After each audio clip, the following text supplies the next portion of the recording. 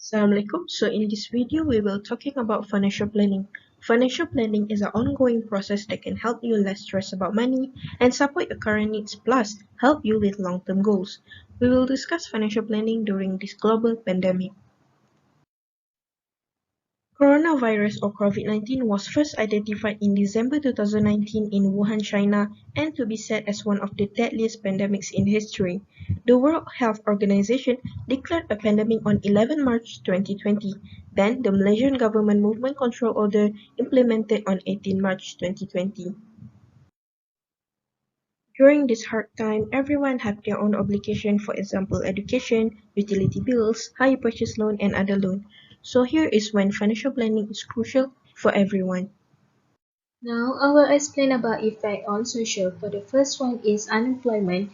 As the people are laid off, they will have no money to spend for their daily expenses. It will lead to poor daily maintenance and purchasing power also will be decreased. People also need to limit their maintenance. The second effect is increase in bankruptcy. Rating of bankruptcy during COVID-19 arises as people cannot pay their loans, credit cards, and others. When people face bankruptcy, it will make them become harder for the future as their name are being blacklisted.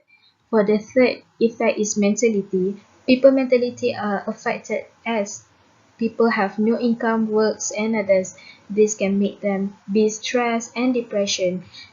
This also can make the increasing in suicide. For the fourth one is standard living. Standard living during COVID-19 are very luxury, but after pandemic, everything changed as people need to limit their income in order to have enough money during COVID. Next is the impact of COVID-19 on business. Firstly, in terms of financial or sales. Sales decreased. Sales went downhill during MCO as most businesses are forced to close except for the necessary ones such as clinics or pharmacies. Delay in payment vendors. Declines in revenue causes inability for the companies to pay off their business loan. Secondly is in terms of supply chain. Delay in fulfillment and inventory. Since the number of workers reduced, the process of handling the shipments of goods become much slower, especially for international goods. Accumulation of inventory. Inventory loses value over time as a degradation occurs and demand diminishes, leading to an eventual loss of revenue. Thirdly is in terms of customer or people.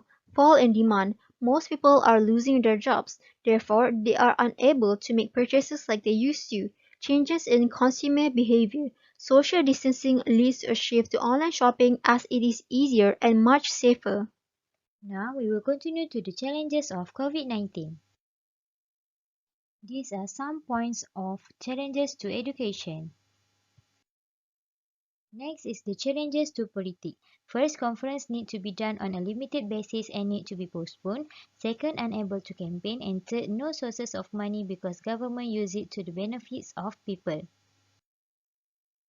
The challenges to social. First, people must stay at home and work from home. Second, people must follow the new SOP. For example, wearing face masks, always using hand sanitizer or washing hands, social distancing, and avoid crowded places.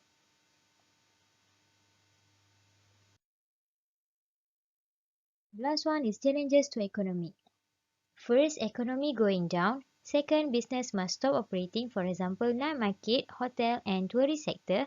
Third, all investment are postponed. And the fourth one, employment are increasing. Next, we go to the recommendations of the challenges. So the first one is recommendations for education.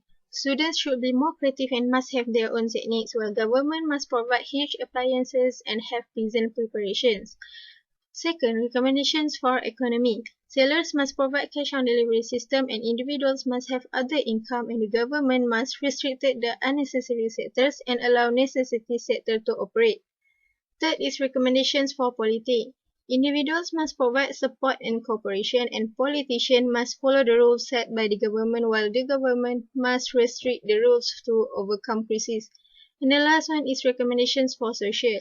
Individual must take seriously the government's recommendations and public must comply the standard operating procedure while the government must diversify the advertisement in the media.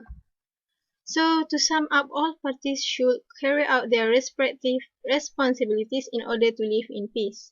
That's all from us. Thank you.